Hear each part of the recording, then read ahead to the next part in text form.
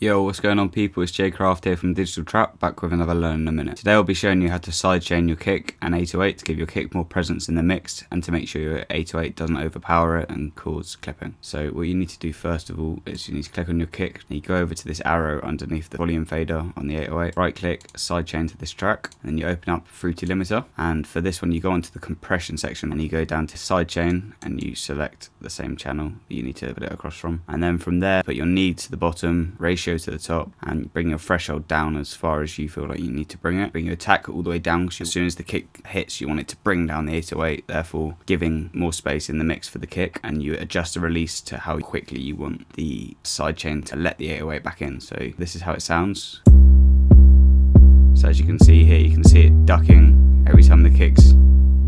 hitting, and if I take this off, if I take the sidechain off,